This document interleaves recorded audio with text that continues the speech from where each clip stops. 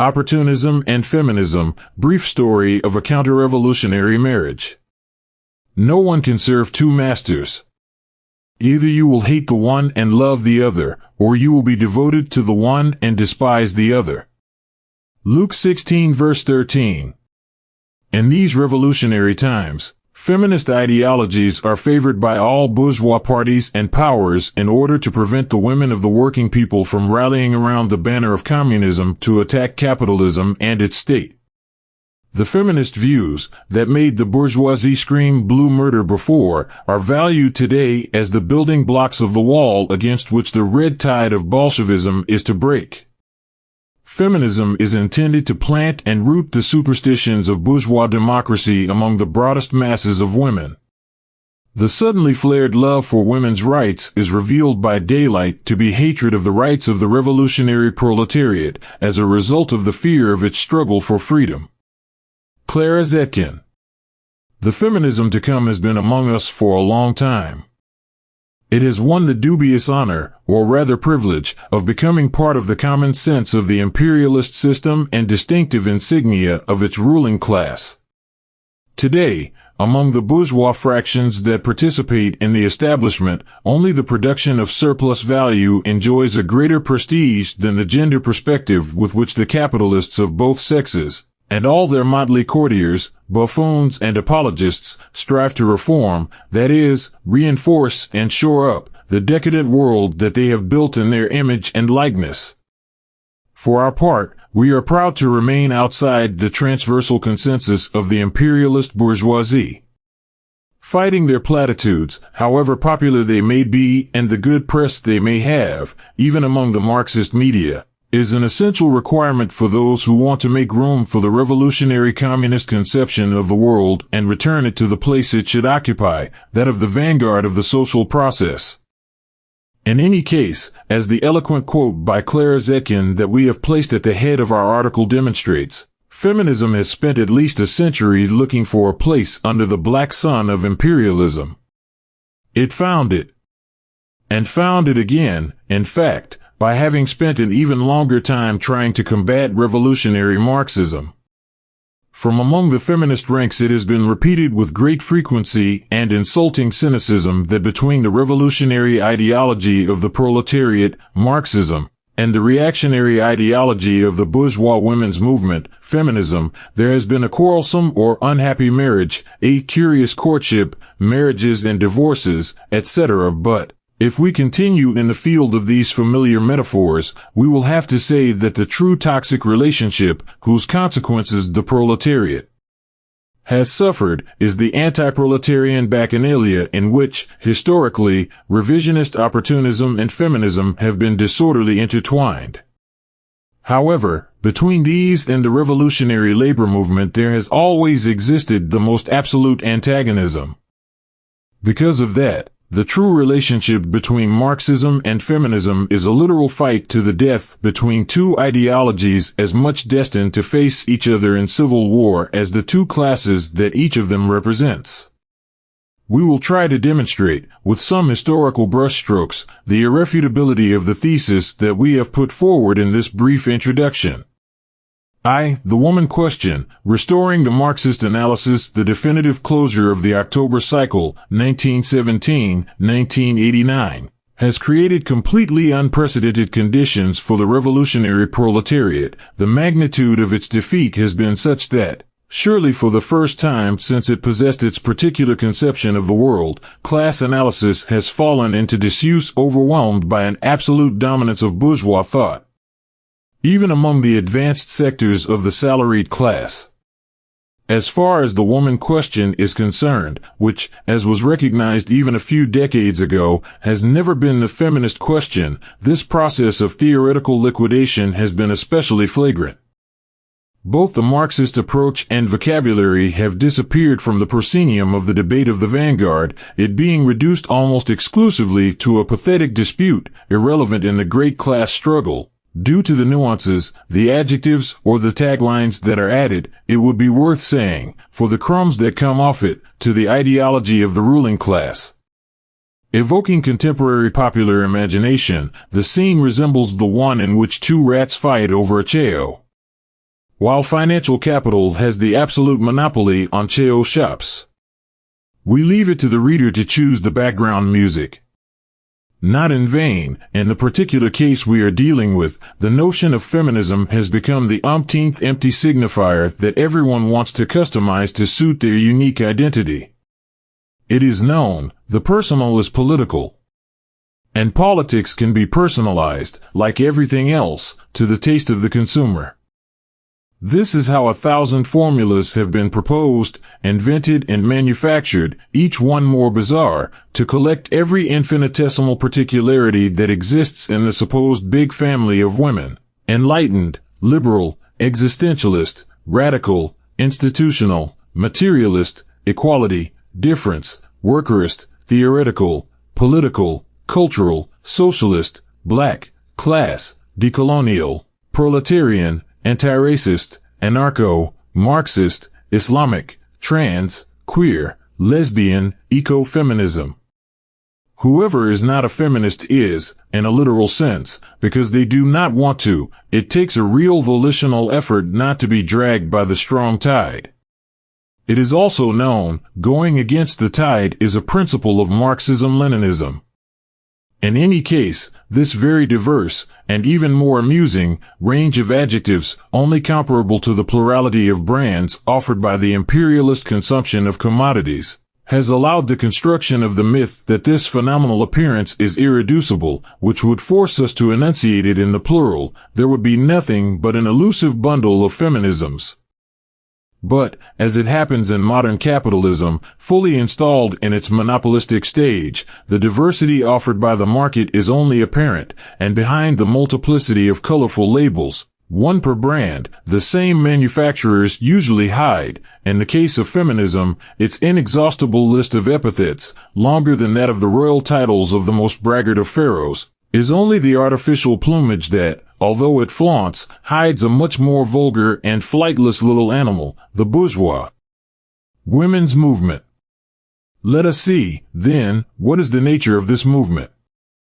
2. Capitalism and women in motion. To do this, we will first have to ask ourselves, with historical materialism, what are the economic and social conditions that allow the existence of masses, in this case, women, in motion.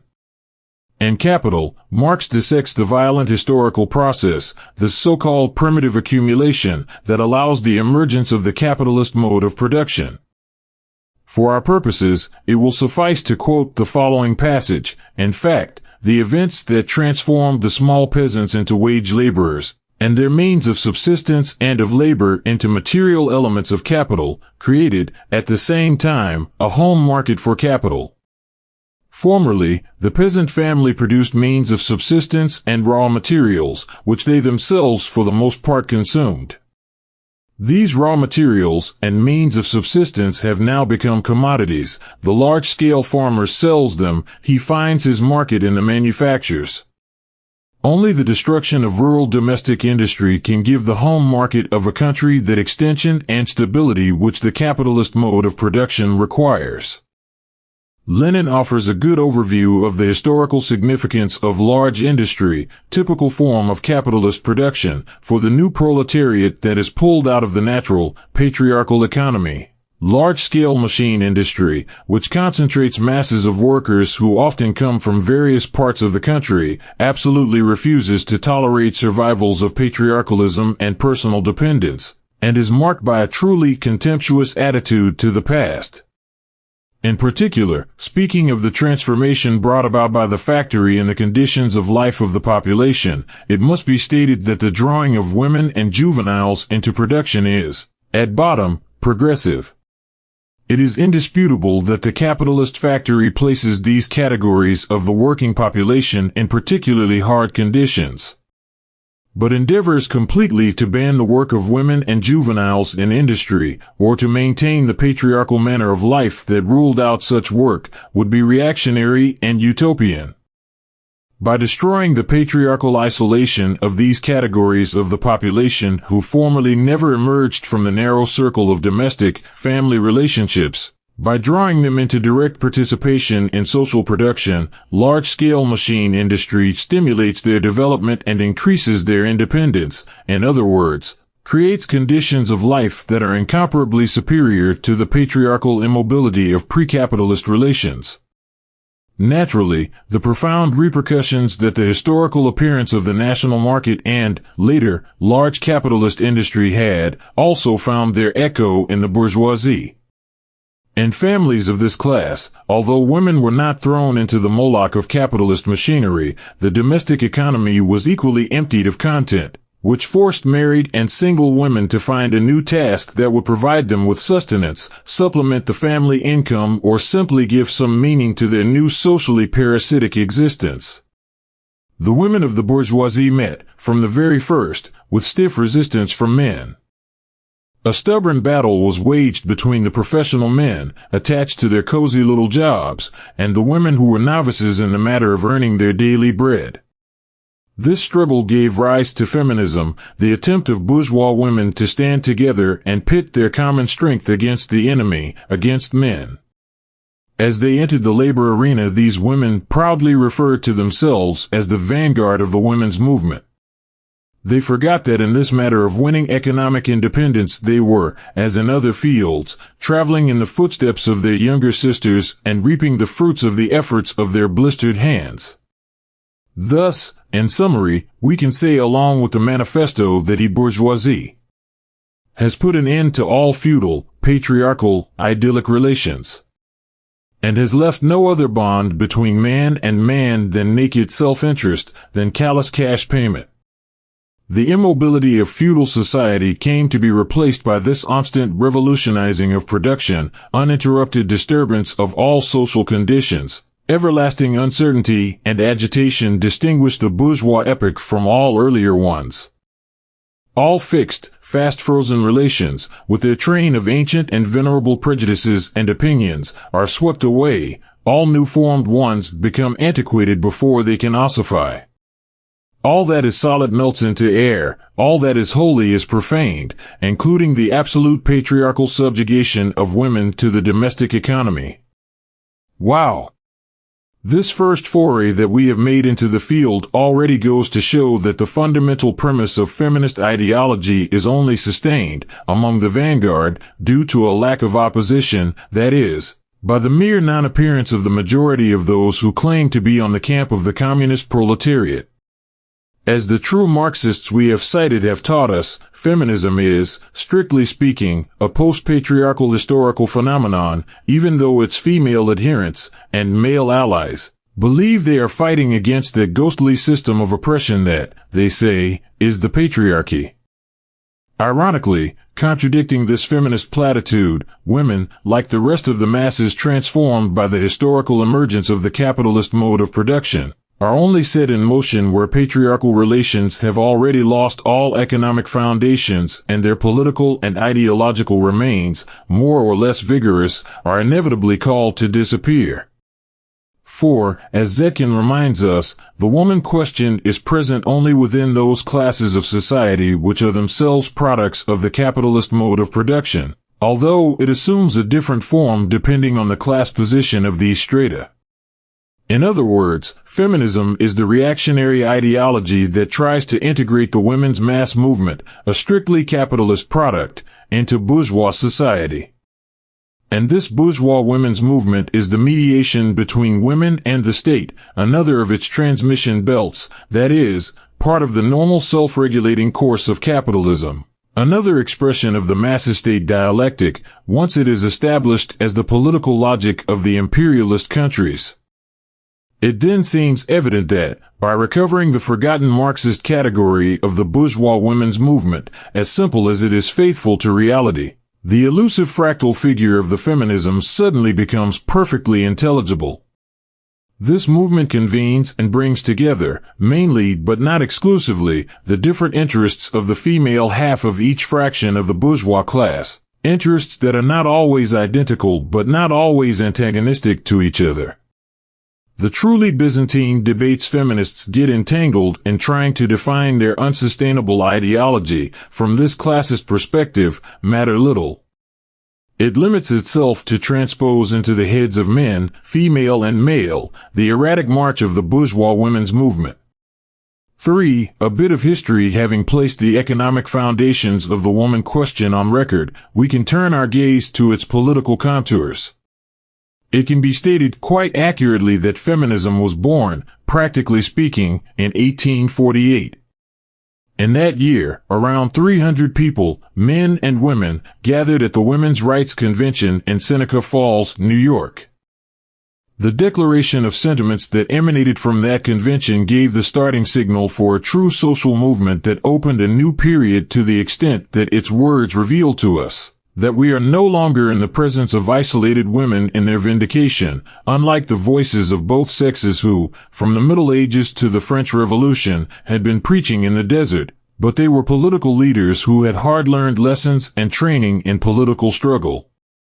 This circumstance, the collective political aggregation around shared claims, is fundamental if the material content of feminism is this bourgeois women's movement. Those of us who do not participate in feminist mythology, a mythology that, like nationalist discourses, needs to base its exclusivism on some foundational epic or ancestral heroine, cannot see feminism in any place where something, anything, is said in favor of women. It would simply be a gratuitous and anachronistic license. In the North American case, this first feminism, truly liberal due to the ideological and political coordinates from which it starts, individualism, natural law, Protestantism, etc., typical of the degree of development of capitalism in its pre-monopoly era, is essentially a split from the movement for the abolition of slavery, an analogous split, by the way, to the one that gave rise to the second wave of feminism at the end of the 60s after its friction with the black and student movements. Logical, on the other hand, to the extent that the abolitionism of slavery and feminism share an economic foundation, capitalist industrialization. Unlike slavery or feudalism, capitalist production needs and creates free individuals in the double sense that Marx gives it in Capital, without restraints or relations of personal dependence, but also without means of production or control over their conditions of existence. Apart from this, history sometimes gives us coincidences, which are never quite such, that are really symbolic. The aforementioned Declaration of Sentiments of Seneca Falls, which represents the baptism of feminism, is approved on July 19, 1848. But barely a month before, on June 22, the old continent seemed to be torn apart in the tremendous insurrection in which the first great battle was joined between the two classes that split modern society. From then on, the future of human civilization rested in the hands of the proletariat as a new rising class. Feminism arrived late to history, or just in time to take on the young proletariat.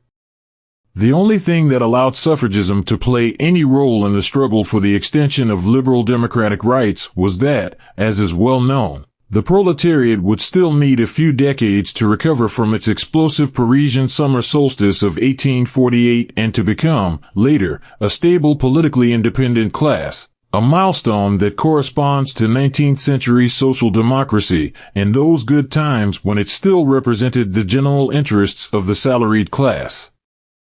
3.1 The German example. As we saw earlier with Kallantai, proletarian women had begun to participate in social production long before bourgeois women even thought about being more than the parasites of the social body, as Rosa Luxemburg described the idle women of the ruling classes.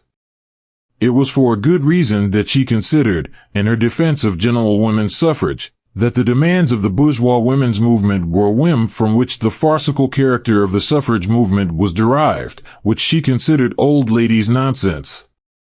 That is why German social democracy, the vanguard of the world proletariat during the last decades of the 19th century and the beginning of the 20th, was so zealous in preserving the political independence of proletarian women from their bourgeois older sisters.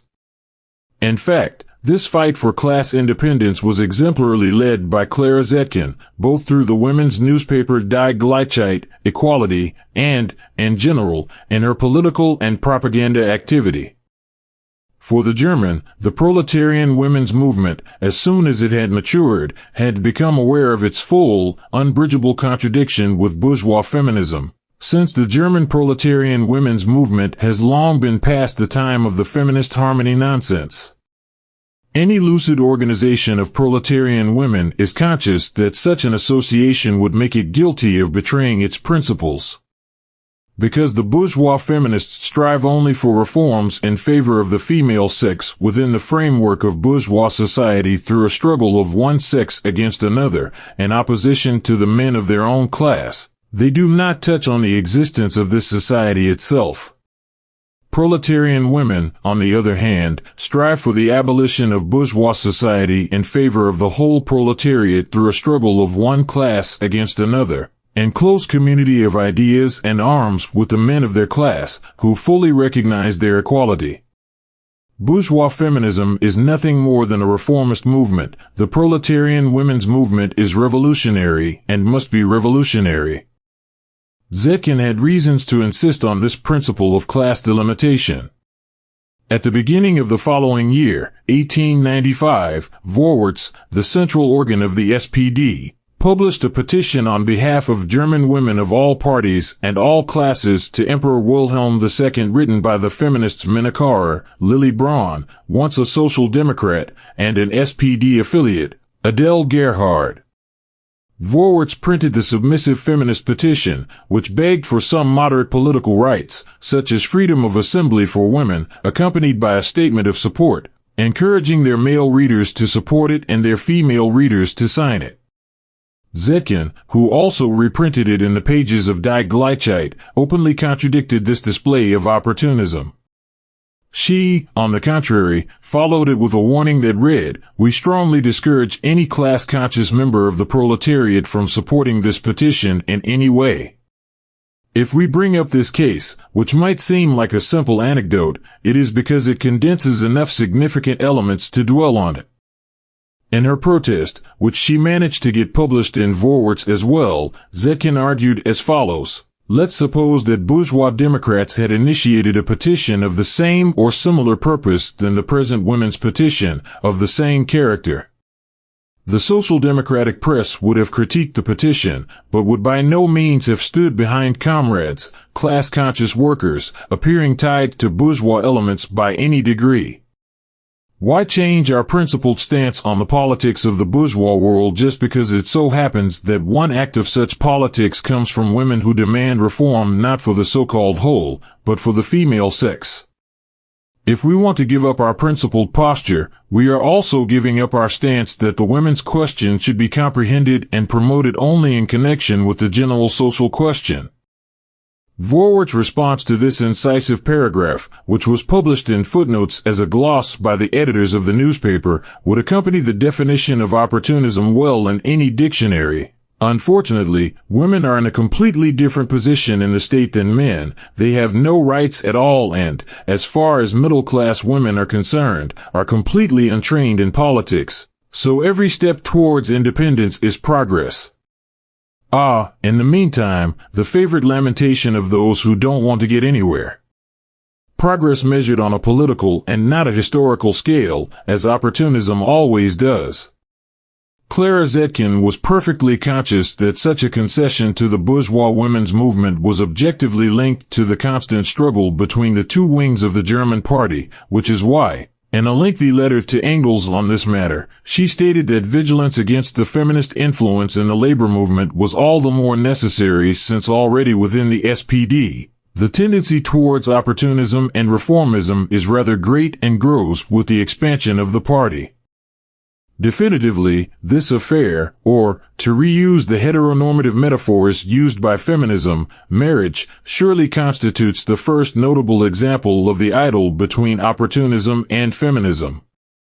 As has been seen, it is the reformist tendencies within the proletarian party that allow a certain approximation to the exclusivist claims of feminism. The revolutionary left, represented here by Zetkin, had to fight against both the opportunist right and feminism to the extent that the latter wanted to meddle in the affairs of working women, dissolve their class perspective and introduce their poisoned gender perspective. This is how it's described by a competent bourgeois historian who, it is worth noting, considered himself, in 1977, sympathetic to the present-day feminist movement. Zetkin further gained the trust and confidence of the SPD by ruthlessly crushing all feminist tendencies within the women's organization. The chief representative of the feminist viewpoint, Lily Braun, 1865 to 1916, was hounded out of the socialist women's movement. Zetkin's task was made easier by the fact that feminism in the Social Democratic Party was closely associated with revisionism, a doctrine of outspoken reformism based on a rejection of some of the key tenets of Marxism. Not surprisingly, this Lily Braun, perhaps the first-class feminist in history, was a fervent Bernsteinian of noble origins who was a far more outspoken critic of the SPD than was Edward Bernstein, attacked the dogmatism of its ideologists, the elitism and vanguardism of its leaders, etc. For his part, Bernstein himself sought the alliance of the bourgeois women's movement, like the good liberal that he was. Engels, in his critique of the Erfurt program, defined opportunism as the forgetting of the great, the principal considerations for the momentary interests of the day. This struggling and striving for the success of the moment regardless of later consequences, this sacrifice of the future of the movement for its present. It is difficult to imagine a more precise definition. In fact, it also serves to explain the divorces between feminism and opportunism. For example, Belgian social democracy, unlike the German one, renounced the demand for the female vote so as not to jeopardize its alliance with the liberals for the sake of expanding male suffrage. Rosa Luxemburg protested against this tacticism of the Belgian Social Democrats and connected this opportunism with the revisionist polemic in which Bernstein advocated for such alliances. Truly, a curious courtship. Opportunism is so ductile and unprincipled, the movement is everything, said Bernstein the neo-Kantian, that, while compromising with feminism in one country, it may not be interested in making deals with it in another. Matters of class collaboration, when it comes to transactions, you sell yourself to the highest bidder. Beyond that, Zetkin's uncompromising line proved absolutely fair. For her, at first, it is, above all, about organizing a small solid nucleus with Marxist positions on homogeneous basis before addressing the great mass of women. A policy of concentric construction perfectly suited to the principles of revolutionary Marxism.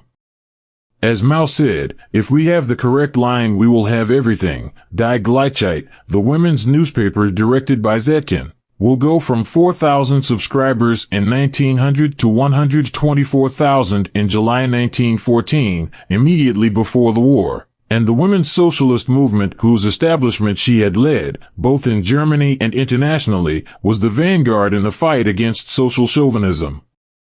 The International Conference of Socialist Women of 1915, despite the bitter struggle that took place within it and the pacifist tendencies expressed by Zetkin, was an essential moral platform for the revolutionary reorganization of the proletariat, which would be sanctioned for years later with the creation of the Communist International.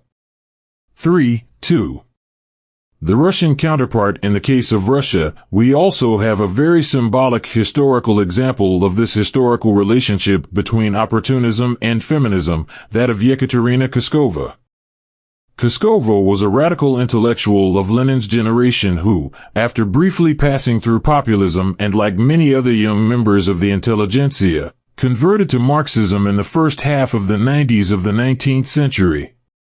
She was the author of the well-known Economist Credo, a translation into Russian conditions of the revisionist offensive led by Bernstein in Germany. In addition to promoting the narrowly economic struggle of the proletariat and leaving political reforms in the hands of the liberal bourgeoisie, Kuskova was a supporter of the change in the party's attitude to other opposition parties. Intolerant Marxism, negative Marxism, primitive Marxism, whose conception of the class division of society is too schematic, will give way to democratic Marxism, and the social position of the party within modern society must undergo a sharp change. The party will recognize society. This economist credo, which Lenin had to make known in order to combat it, since the opportunists' aversion to frank and open ideological struggle is well known, also sums up well the content of liberal Marxism, of a Marxism without class struggle, absolutely folded to the spontaneous development of that abstraction called society. Kuskova was only short of accusing the revolutionary Marxists of totalitarianism. But Hannah Arendt had not been born yet. Be that as it may, this openness towards class collaboration, this fear of the proletariat being an independent and revolutionary class, led Kuskova down the path of other good liberals like Struve. She went from Russian Bernsteinianism to co-founding in 1904 what would later become the Constitutional Democratic Party, the Cadet Party, by its initials in Russian, Organization of the Timid Liberal Bourgeoisie. By 1908, at the first All-Russian Women's Congress, whose undoubtedly feminist motto was that the women's movement should be neither bourgeois nor proletarian, but only a movement of all women, Kuskova, who never abandoned her reformist socialism, although she did leave the Cadet Party because it seemed too conservative to her, defended a position halfway between socialism and feminism. Kuskova's presence in the workers' group was highly disliked by the Social Democrats, who accused her of trying to seduce working women away from revolutionary politics, given that at the Congress Kuskova tended to take a middle ground between the revolutionaries and the bourgeoisie. As Kollontai recalled some years later, Kuskova, with 2 or 3 other followers, tried to make peace between the feminists of the cadet type and the group of working women. Be that as it may, apart from the individual example of Kuskova, this particular figure who seemed to diachronically unite in a single body the opportunist misery of Bernstein and the class feminism of Lily Braun, the 2 wings of the Russian labor movement had the same attitude towards local feminism, respectively, as their German counterparts. In their political assessment of the aforementioned All-Russian Women's Congress, a congress in which the proletarian delegation ended up staging the antagonism that exists between women of both classes by leaving the hall, the Bolsheviks and Mensheviks differed on the convenience of such class-based intransigence. While the Bolsheviks applauded the tactic followed by the workers' group and considered their political objectives accomplished, the Mensheviks whined about the missed opportunity. The second article, published under the pseudonym W in the same Menshevik newspaper, was much more critical of the intervention of the workers' group. The author criticized the workers' group's strong emphasis on economic issues and its insistence on strict class demarcation, which had made it impossible to make even temporary and momentary alliances with the entire Congress or its majority. The author blamed the Bolsheviks for this rigidity, citing the large number of Bolsheviks among the leaders of the workers' group, although, as we have seen, the most important leader of the workers' group was Kollontai, who was active in the ranks of Menshevism at the time. But W also blamed the inexperience of the workers themselves. What worried the author was that the intervention of the workers' group had removed bourgeois or middle-class women from the ranks of social democracy, alienated by the October's tendencies of the leaders of the Congress. These women were, in the author's opinion, potential allies. They had expressed their sympathy with the workers through their applause, private conversations, and promises to vote with the workers' group. But these approaches did not prosper due to the militant nature of the women workers' intervention. The workers' group had made it impossible for a coalition of social democratic and liberal elements to develop, which was the axis of Menshevik politics.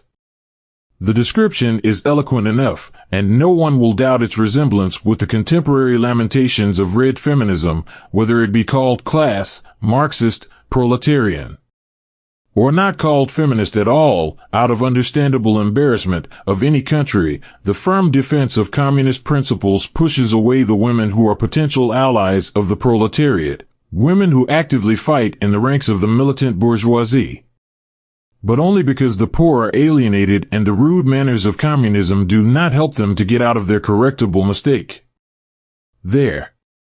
Can anyone imagine such a paternalistic litany referring to men? Hardly. Naturally, the editorial staff of the Menshevik newspaper agreed with this W. defending that social democrat activists in the working women's movement should go beyond the elemental opposition between the sated and the hungry, that is, beyond the class struggle, to promote collaboration among women. Obviously, this Menshevik position was embedded in the depths of the opportunistic conceptions. The following decade, at a similar feminist congress, organized in April 1917 by the All-Russian League for Women's Equality, the Bolsheviks repeated their tactic, staging their abandonment of the meeting hall, which, as the Bolshevik Inessa Armand later said, there are no common interests among women. There can be no general representation of women or a general struggle of women. When the Bolshevik delegation was leaving the Congress, continuing Armand's own account, a representative of the Mensheviks, faithful to her role as auxiliary to the bourgeoisie, defended the need to participate in this Congress while foaming at the mouth. As a Trotskyite separatist feminist acknowledges, we are sorry about the cacophony, but it is true to reality, in relation to the first conference of working women held in Moscow in 1917. Faced with the representation of the Mensheviks, who defended that the women's movement should remain independent and not submit to any political party, the Bolshevik militants, thanks to the influence that their party had acquired among the masses, had managed to convince the present delegates of the inanity of that position. Two diametrically opposed conceptions of the party and the revolution. One, Bolshevik, as a movement organized centrally around the tasks that the march towards communism imposes. Another, Menshevik, as the rearguard of the spontaneous and independent social movement over which it hopes to exert some influence by patting it on the back. Will anyone dare to say that these two lines are not still in conflict within the vanguard? 3.3. Feminism and imperialism. According to Lenin, the old opportunism, the Liberal Labor Party, the bourgeois labor movement, became social chauvinist with its submission to imperialism when the Great War began in 1914. In the same way, the bourgeois women's movement, until then quite well established in liberal coordinates, saw how both its theory and its practice were transformed with the entry of capitalism into its senile imperialist phase. Although it is not possible for us, nor useful in relation to the objectives of the present work, to delve into this coherent transformation, we can at least point out that, from defending the natural right of women to be politically equal to the male of their class, feminism came to highlight with increasing emphasis the usefulness of their particular condition for the stability of bourgeois society, especially through their right to vote. They could balance masculine excesses with their feminine morality, such as alcoholism, prostitution, or, why not, wars themselves. Today this folly is called feminization of politics. This process led slowly but clearly from the proclamation of the universality of liberal citizenship rights to the exaltation of the particularity of women and the usefulness of their feminine virtues for imperialism. But, as we have said elsewhere, the bourgeois revolution is by definition establishment of the conditions for the development of capitalism. With regard to women's suffrage, main demand of the first feminism, its costly implementation should not be seen so much as a pending task of the bourgeois revolution, but rather as the natural consequence of the deployment and maturing of capitalism itself. In fact, history has made sure to demonstrate that the implantation of the capitalist mode of production has not needed, anywhere, bourgeois women, nor, of course, the proletariat in general, to have full political rights. It is the subsequent logical development of capitalism that, at the rate of its conflicts and class struggles, demands the inclusion of growing sectors of the masses into the bourgeois polis through total and integral citizenship. This is why Zetkin, as the sharp Marxist that she was, pointed out that, unlike for feminists, advocacy for women's suffrage by the socialist parties is not based on ideological or ethical considerations. It is dictated by historical knowledge and above all by an understanding of the class situation, of the practical needs of the struggle of the proletariat. For socialists do not demand women's suffrage as a natural right that is born with the woman. We demand it as a social right grounded in the revolutionized economic activity.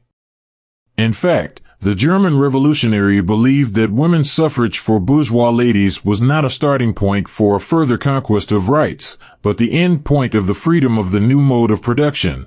In limited women's suffrage, we see less the first stage of the political emancipation of the female sex than the final stage of the political emancipation of property. Zetkin, when writing these words in 1907, could not foresee that just a few years later she would certify how imperialism would take all the forces of the proletariat, all the institutions and weapons that its fighting vanguard created for the liberation struggle, in the service of its own ends. As a matter of fact, not even general women's suffrage could scare the ruling class anymore. After the war, 1918, many European countries definitely granted the right to vote to women: the Netherlands, the United Kingdom, Germany, Austria, Czechoslovakia, and Poland, and the United States in 1920. Was it a feminist achievement, a right pulled off by its decades of struggle? Unfortunately for contemporary feminists, not even that squalid triumph can be considered a genuine revolutionary achievement of their political grandmothers. At least not in the sense they would like, given that, in general, the enfranchisement of women was seen as a means of staving off a proletarian revolution, and it also helped stabilize bourgeois constitutionalism in many lands after the collapse of political systems of feudal origin and under the threat of proletarian revolution. Damn. It seems that the quote from Zetkin that heads our article was not mere rhetorical hyperbole or an excess in the heat of agitation. Rather, it constitutes an undeniable historical truth. The liberal program of early feminism was only satisfied when the bourgeoisie, after sending the proletarians of all countries to the imperialist carnage with the help of social chauvinists and feminists, was able to use their demands as a factor of corporativist political framing of the masses in the state. The granting of full citizenship to women was synonymous with their nationalization. Not in vain, the feminists of the main belligerent countries, the United Kingdom, Germany, Russia, closed ranks in defense of the imperialist fatherland and the fight against Bolshevism. The evidence is so abundant that, surely, we will have the opportunity in the future to analyze it systematically. Perhaps we can even talk about the racial theories of the Anglo-Saxon feminists, the German, Italian, or English feminazis. The reviled cliché contains more truth than is usually believed. Or the female anti-Bolshevik death battalions. All in due time. 4. A Purple Wingless Phoenix, the second life of feminism. As our attentive reader knows by now, the object of this study is not, in any case, to theoretically refute feminism. Rather, it is about marking some milestones in the counter-revolutionary relationship that opportunism and feminism have historically woven, that is, the bourgeois workers' movement and the bourgeois women's movement. It is from this spontaneous and natural relationship, not exempt from lovers' spats, that the bastard creature that is red feminism emerges under any of its monikers: socialist, Marxist, proletarian, class.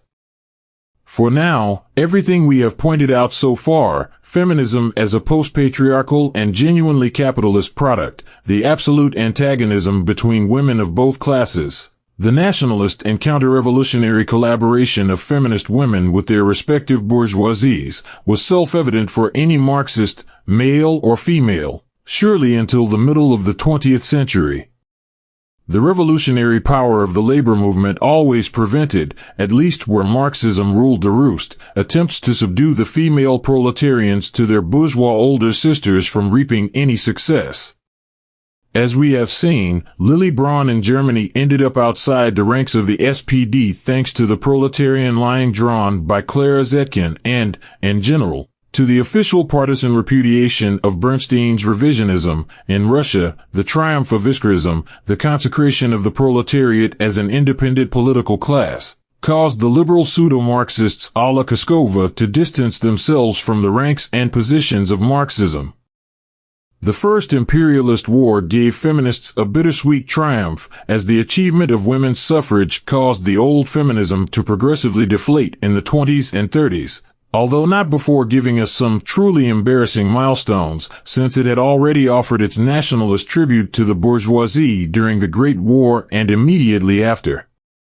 From then on, the validity of that era of the proletarian revolution, that is imperialism, made feminism a rather irrelevant thing, since another conflict occupied the entire ring of history. The two classes of modern society fought, finally, in an open civil war, not leaving much room for half-measure qualms or old ladies' nonsense, to reuse Luxemburg's formula.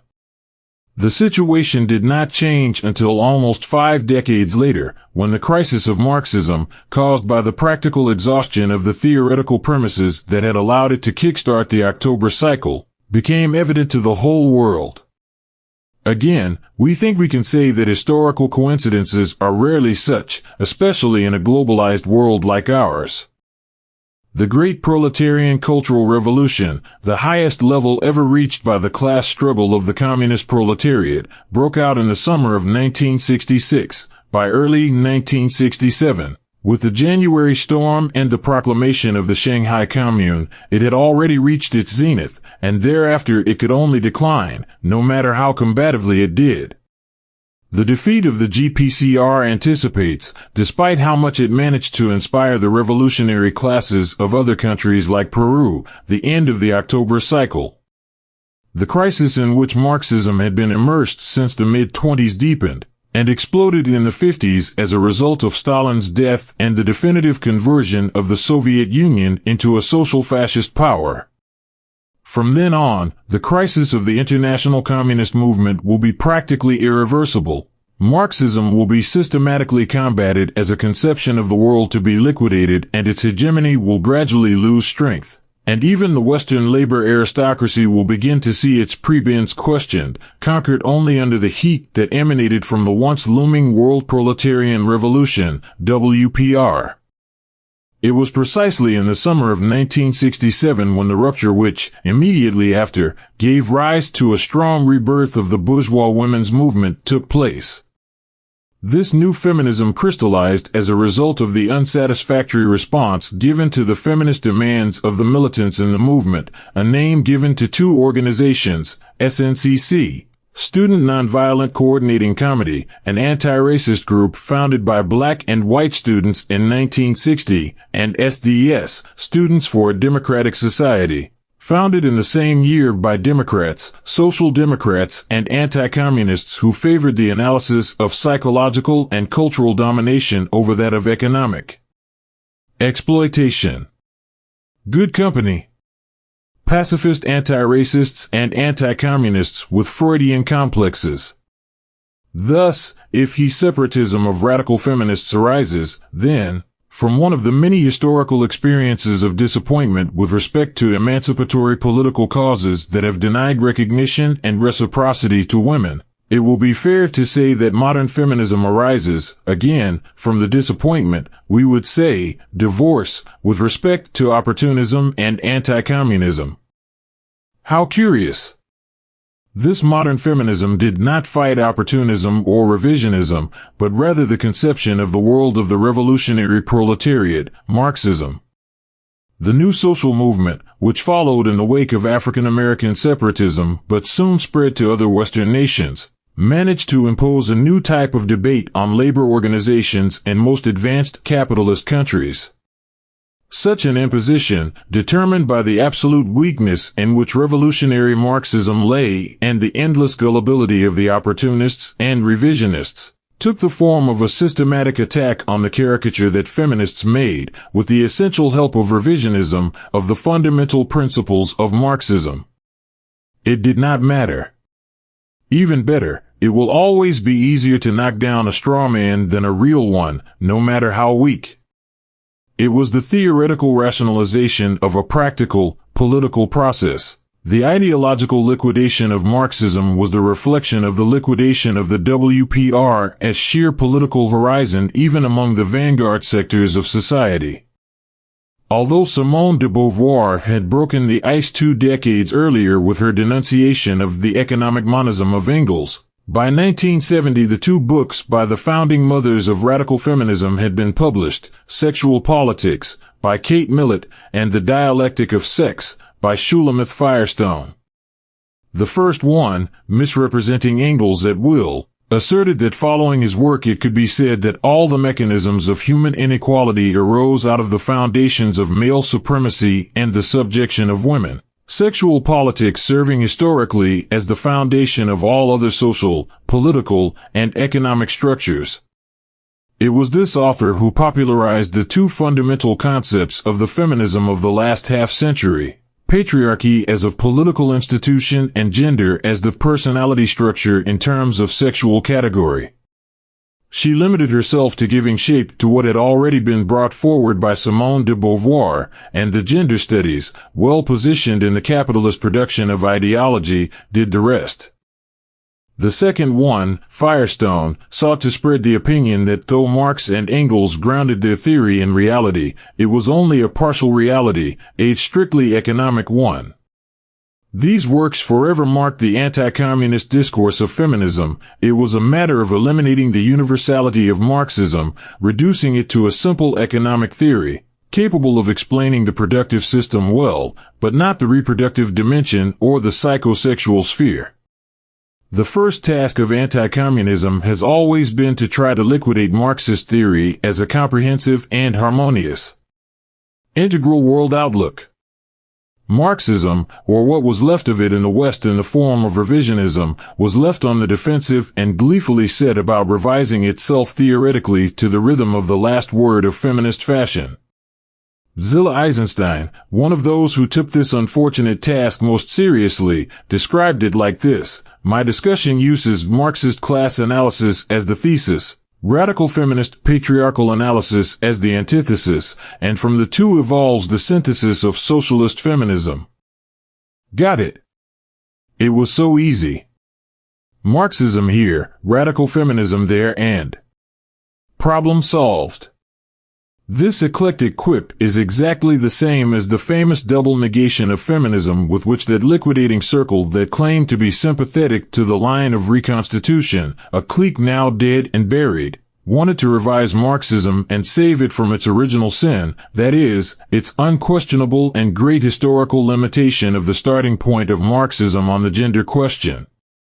Apart from that breeze from the past, out of this impossible synthesis is that socialist feminism was born, the pioneering first articulated form of all red feminism.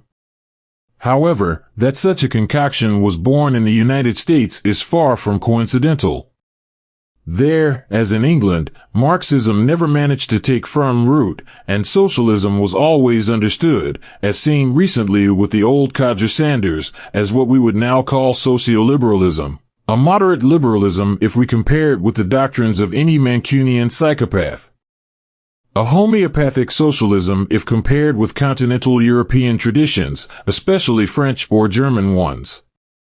The weakness of North American socialism is evident in the example of the Socialist Party of America, SPA, founded in 1901 and adhered to the Second International, since, while in Germany the Socialist Women's Organization was at least 10 times as big as the female suffrage movement, in America the proportions were the reverse, for various reasons. It seems impossible to put a precise figure on the strength of the American Socialist Women's Movement, but it is unlikely to have been much greater than 15,000 at its height in 1912, and was probably less. The bourgeois suffrage movement was already 75,000 strong in 1910, and its campaigns were far more impressive than any the socialists could mount. This, added to the disorganized and confused nature of the American Socialist Party, allowed the issue to be raised in the following terms in the press organs linked to the SPA in 1914. The socialist who is not a feminist lacks breadth. The feminist who is not a socialist is lacking strategy. In short, as Kallantai lamented regarding similar cases, the poison of feminism infected the labor movement. With this historical background, the honeymoon between feminism and revisionist opportunism spanned a good part of the 70s and 80s. The Bacchanalia continued with some of the most prominent socialist feminists openly stating that the struggle between man and woman will have to continue and declaring the strategic necessity for women to organize separately so that we are in a position to develop our own skills, make our own decisions, and struggle against men and their sexism. Summing up, they called for political separatism, the struggle of the sexes, and for a feminist revision of Marxism. In the name of socialism, it should not be necessary to show that this explicit preaching of the division of the proletariat into sexual ghettos, so often denied with hysterical embarrassment by class feminists, is absolutely contrary to Marxism. But we live in bad times for obviousness, and even worse for class principles. Let's see what Clara Zetkin, Rosa Luxemburg, or Nadezhda Krupskaya, respectively, said about the matter. Those poor alienated women without gender consciousness, prey to the initial patriarchal bias of Marx's entire framework. The liberation struggle of the proletarian woman cannot be a struggle like that of the bourgeois woman against the man of her class. On the contrary, it is the struggle with the man of her class against the capitalist class. She need not struggle against the men of her class. The proletarian woman struggles against capitalist society hand in hand with the man of her class. Her political demands are deeply rooted in the social abyss that separates the exploited class from the exploiting class, not in the opposition between man and woman, but in the opposition between capital and labor. The division between men and women has no great importance in the eyes of proletarian women. What unites working women with working men is much stronger than what divides them. All for one, one for all. This all includes all the members of the working class, men and women alike. Comparisons are odious. For Marxist feminism, be that as it may, while the proletariat rose unstoppably and Marxism was hegemonic in the advanced media of society, feminism could barely scratch revolutionary communism. Only opportunism flirted, without excessive success, with it. At least during the 19th and early 20th centuries, the bourgeois women's movement did not need to elaborate any special theory about female oppression. It found it sufficient to want to propagate among women the principles that political liberalism upheld, relying on the Enlightenment. That is why, as long as it did not cross the class border to win over the female workers, it could be left alone. It was not going to do much damage. In addition, its bourgeois roots were evident enough to make it difficult for it to seduce both the proletarians in particular and the vanguard in general. But, by the 70s, the revolutionary proletariat seemed to have gone into a comatose state, and the tables turned. The new bourgeois women's movement, composed essentially of young single women, with university studies and linked to intellectual circles, frustrated after passing through youth protest movements and with unsatisfied claims for social promotion, went on the offensive, and the Marxist proletariat simply seemed to have ceased to exist except in a couple of resilient places, like Peru. Revisionism could, at last, dedicate itself to do its job without much opposition, the attempt to deconstruct, or rather destroy, all the revolutionary principles of Marxism. As the wall fell, capitalist production experienced another wave of women's incorporation into work, and the positions of the labor aristocracy continued to be relentlessly laminated. The present context of absolute hegemony of feminism is the result of this historical process, and the bulk of the vanguard, meanwhile, still wallows in its opportunistic quagmire. In the tailing of the masses, whoever they are and wherever they go, the revisionists are ready to go to the end point, that is, to the point of falling off the cliff. The epilogue, Marxism and feminism here and now. As we have said, feminism has fully settled in the common sense of imperialism. It is already the normal way of thinking about the social situation of the female sex. And, by being the norm, it is also the spontaneous frame of thought for all classes. The ruling ideology is the ideology of the ruling class. This thesis, which is the ABC of Marxism, demonstrates the futility of trying to find a proletarian class feminism in the fact that there are working class women who are swept away by the torrent of the feminist movement. Just as, even in the conditions of spontaneous effervescence of the labor movement, its inertial development could only generate bourgeois consciousness, the spontaneity of working women who rebel against what particularly oppresses them cannot go beyond bourgeois ideology. Paraphrasing Marx, we can say that when the proletarian sees in himself only a worker, he will not be able to become anything other than a trade unionist, a seller of his own labor power who fights for a better price for this transaction. In the same sense, when the proletarian woman sees in herself nothing more than a woman, she will be incapable of becoming anything other than a feminist, a gender activist, caboose and cannon fodder of the struggle of bourgeois women for their share of power. In bourgeois society, the times when, from radical activism, the line of reconstitution was accused of being little less than fascist, simply for not compromising with feminist ideology, seem very distant now.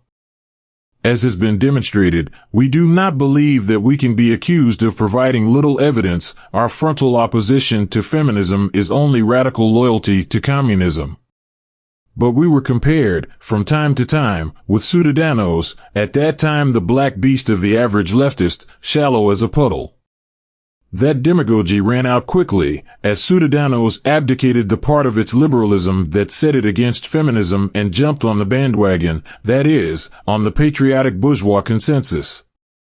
However, the evident excesses of feminism at the ideological, political and legislative level have also created some opposition among the outsiders of bourgeois politics, both in the representatives of certain capitalist factions and in the marginal aspirational representatives of the radicalized labor aristocracy. Feminism, which, in order to frame the bourgeois women's movement in the imperialist states, has had to promote the subversion of the principles of republican egalitarianism, one of the most important achievements of the revolutionary bourgeoisie, has also created, as we have seen before in relation to the struggle of the sexes, a type of sexist discourse incompatible with any political project that claims to be based on the principle of the class struggle. This circumstance, added to the fact that the mass feminist movement that has grown spectacularly in the last 5 years seems to have peaked and is comfortably channeled by the PSOE and Podemos, has surely promoted a discursive separation between the most workerist revisionism and openly feminist propaganda. Organizations such as the Partido Comunista de los Trabajadores de España, PCTE, or Reconstruction Comunista, RC, which were class feminists until very recently, are pulling away after noticing, among other things, that with that eclectic invention you catch nothing but internal conflicts. Feminism is bound and well bound to the bourgeois state. The PCTE will help us, here, as an example of the extent to which revisionism, even as it senses a problem with feminism, participates in its ideological framework and, above all, in its political movement. The bourgeois labor movement is incapable of emancipating itself from the bourgeois women's movement. Because red feminism is opportunism on the women's front. We assume that after some Greek wake-up call and taking advantage of the schism that later gave the chance to the PCTE to renew itself, this organization recently made an attempt to clarify its position on the woman question. Although they end their text with the ambiguous statement that the subject called upon to join the ranks of the Social Alliance is not the feminist movement or movements, but women from poor and working backgrounds and their organizations, this generality creates more questions than answers. If there is an autonomous woman subject that must be integrated into that social alliance, does it mean that the revolutionary subject is not universal, but is made up of partial subjects? What are the organizations of women from poor and working backgrounds called upon to join the aforementioned alliance? Regardless of the answers to these questions, which we will try to answer later, the PCTE approach allows us to infer that it's ideal for the current movement for the emancipation of women in Spain. We ask ourselves, which one is that the already existing organizations of women from poor and working backgrounds? We wonder, which ones would be directed, or at least influenced, by the PCTE? No surprise, revisionism has always represented the revolution as the stretching of spontaneity for the sake of its intervention in the mass fronts as they are given. Our interpretation, in fact, is explicitly confirmed a bit prior, when the PCTE laments that communist presence in the movement is extremely weak, without actually playing a leading role in existing organizations and platforms except on specific occasions and places. In which movement is the communist presence so weak? Undoubtedly, in the bourgeois women's movement. There is none other today. The PCTE acknowledges this by saying that the movement for the emancipation of women has been immersed in a serious crisis for years. Why? Because the specific role of working women and class approaches are practically non-existent, or they find themselves as a small minority within the movement in which positions of petty bourgeois origin predominate. It is there in black and white, although the author is probably not even aware of it. The PCTE believes that its task is to extend the influence of its communism in the actually existing women's movement, that is, in the bourgeois women's movement. It wants to literally reform this movement. As it believes in class essence, it believes that the working women who practically participate in feminism today will suddenly want revolution as soon as the PCTE's presence makes itself noticed. In its political empiricism, revisionism is incapable of even mentally conceiving any movement other than the spontaneous one. But, given a certain cognitive dissonance, it laments that the spontaneous tends naturally towards bourgeois channels. It's necessary to reread what is to be done, friends. The confusion is such that, forcefully, they have bought into feminist segregationism, and they say that for the seizure of power we need the alliance of the oppressed strata. Among those oppressed strata are the women of the working class and of the people, called upon to integrate the social alliance that we are building. Think for a moment about the logically correct but politically reactionary syllogism. You have to ally with the oppressed strata plus the women of the working class, and the people are oppressed equals you have to ally with the women of the working class and the people. The Communist Party of the working class has to ally with the working women. How does one ally with oneself? Or is it that the women of the working class and the people are something apart and not an integral part of the party of their class? In the end, the working woman does turn out to be a particular subject who, together with other particular subjects, the men of the working class and the people, we suppose. Anyone else, make up an alliance. Fuck. Things get worse, since the PCTE also asserts that working women must play a leading role in the general movement for the emancipation of women, bold our own. The circle has come to a close. The bourgeois women's movement, which apparently is fighting for the emancipation of women, must come to be led by working women, who will forge alliances with bourgeois women, now dethroned from the helm of the general women's movement. Yes, that general women's movement that, according to the historical communists that we have cited above, cannot exist, except due of the absolute defeat of the proletariat. But since you can only ally with someone you recognize as a counterpart, as an equal, that is, as a class, the social alliance proposed by the PCTE is, then, a call for Menshevik class collaboration. At least among women. So many words to say so little. Again, we can't make a silk purse out of a pig's ear. The PCTE is, here, entirely consistent with its general conception of that revolutionary process for which it lacks a strategy. But reviewing their conceptions regarding the woman question illustrates well the dependence of revisionism on bourgeois political thought, which cannot get out of the masses-state dialectic. The secret is in the masses, specifically, in the organization and direction of its spontaneous, given, movement. And although the PCTE tries to break, at least in its theoretical propaganda, with feminism, it is absolutely incapable. The text we have analyzed lectures us on the non-existence of patriarchy, but at the same time it enlightens us about patriarchal ideology of capitalism. In fact, In a recent political report from their Central Committee, they said that gender must be abolished, an openly radical feminist thesis. What a curious way of not sharing and not using a series of analytical and political categories that our party does not share and does not use.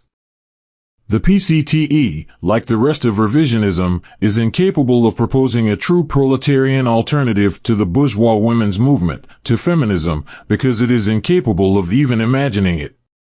It has a Menshevik conception of the party and the revolution. Therefore, the mere idea of a proletarian women's movement, organized for Marxism and against the bourgeois women's movement, as a movement that is split from the spontaneous flow of society and integral part of the Communist Party as organized revolution, will seem like a leftist chimera. In order to even conceive of such an horizon, one would have to start by upholding the communist worldview, recognizing its present critical state and drawing up a political plan to reconstitute it ideologically and politically, that is, so that first the vanguard itself and then the masses of men and women of the planet feel once again challenged by the objective, worth achieving at any price, of a society without social classes. But this would imply understanding the historical content of the new vanguard party dialectic demanded by the relaunch of the WPR, namely, that neither the masses organized in the bourgeois way in the trade unions nor the masses organized in the bourgeois way by feminism are going to resolve, facilitate, or push us towards the tasks that the communist proletariat needs to undertake if it wants to return to being an independent revolutionary class that shapes the world in its image and likeness. If the vanguard does not draw the path of the revolution, we can be sure that no one else will. We have said that the defeat of the GPCR, in some way, anticipated the end of the entire cycle. But it also inspired revolutionaries like the Peruvian communists, who by the 1980s had reconstituted their party and launched the People's War in their country. This last example of heroic consequence, even if it did not succeed, leaves us an eloquent example of the true relationship that exists between Marxism and feminism, an antagonism between whose poles there is no room for half measures. Maria Elena Moyano was a poor, left-wing black woman, feminist and leader of the bourgeois women's movement and, for some time, deputy mayor of a Lima district for the opportunist Peruvian Izquierda Unida. Today she would be celebrated by petty bourgeois activism as the epitome of intersectionality if her figure were better known. The South American Angela Davis, you could say. But she is already honored, instead, by the entire Hispanic bourgeoisie. Moyano, who because of her counter-revolutionary positions made open propaganda against the People's War led by the Communist Party of Peru, PCP, thought that revolution is neither death nor imposition nor submission nor fanaticism and, naturally, she attributed these totalitarian evils to the communists. We assumed that she also wanted to feminize politics and put an end to that typically masculine death drive. Due to her active reactionary role as a transmission belt between the Peruvian state and the masses, especially women, an annihilation commando, entirely made up of communist women, executed her in 1992. In strict application of the Revolutionary Red Terror, which, of course, did not distinguish between the black of her skin nor the purple of her ideology, to which any revisionist would have politically correct qualms, her lifeless body was radically deconstructed in the middle of the street by action of 5 kilos of explosives outside the house where she stopped breathing. For days after her burial, her grave too was dynamited by the PCP.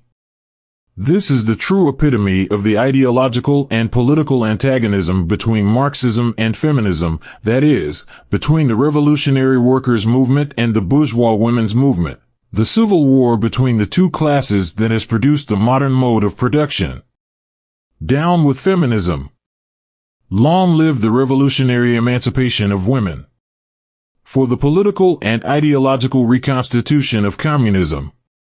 Committee for Reconstitution, Spanish State, December 2020.